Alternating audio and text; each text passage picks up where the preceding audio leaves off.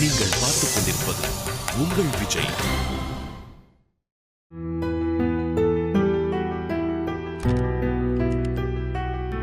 கொஞ்சம் Susan connect பண்ணுங்க. Susan வரலையா? கொஞ்சம் லட்சுமியை கனெக்ட் பண்ணுங்க. லட்சுமி வரலையா? Very good. ராஜி வர சொல்லுங்க. Excuse me sir. ம் ம் டார்கெட்டோட பைலட் எப்போ ரெடி ஆகுது? சார் டார்கெட் கார்பரேஷனுக்காக நம்ம பைலட் ரெடி பண்ணிருக்கோம். தெரியுமா தெரியாதா? தெரியும் சார். அது எப்போ பார்க்கலாம்? டெட்லைன் என்ன? இல்ல சார், சூசன் தான். சூசன் இன்னைக்கு லீவு. அப்போ லக்ஷ்மி? லக்ஷ்மி இன்னைக்கு லீவ். என்ன பண்ணலாம்? ஆஃபீஸை மொத்தமாக மூடிட்டு வீட்டுக்கு போயிடலாமா எல்லாரும்?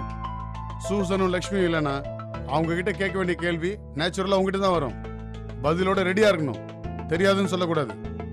எஸ் சார், அவங்க கிட்ட செக் பண்ணிட்டு உங்களுக்கு அப்டேட் பண்றேன் சார். இந்த ஸ்பீடில் ஓடிட்டு இருந்தோம்னா நம்ம நினைச்ச நேரத்துக்கு போய் சேர முடியாது. புரியுது சார். உனக்கு புரியறது முக்கியம் இல்லை, உனக்கு புரியறது எனக்கு புரியணும். Yes sir. உனக்கு புரியுதுன்றது எனக்கு எப்படி புரியும்? நான் அந்த வேலையை பண்றப்போ உங்களுக்கு புரியும் சார். ம் ம் எக்ஸ்கியூஸ் மீ சார். உட்காரு. Thank you sir. Your excused. என்னன்னு சொல்லு. அது வந்து பொங்கல் எப்படி செலிப்ரேட் பண்ணலான்னு ஐடியா கேட்டு வந்திருக்க, அதானே? எப்படி சார் இவ்வளோ கரெக்டாக சொல்றீங்க?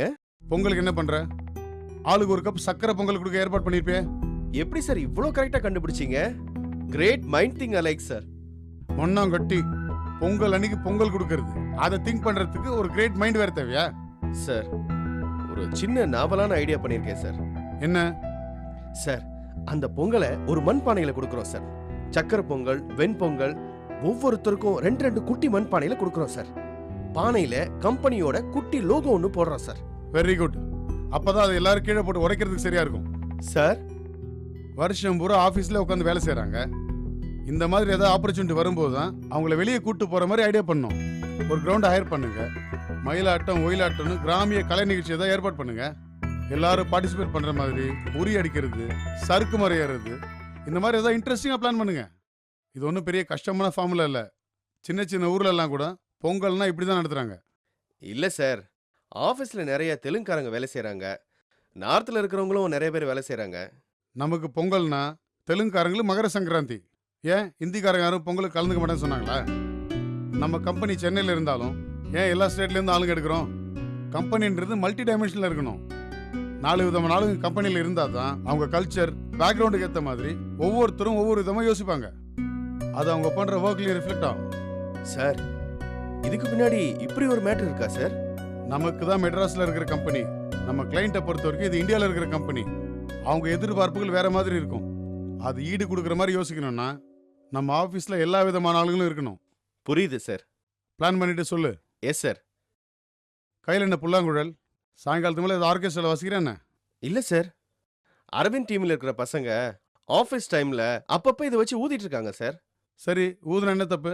சார், ஆஃபீஸ் டயத்துல ஊதலாங்களா? வேலையெல்லாம் ஒழுங்காக நடக்குது இல்லை? நடக்குது சார்.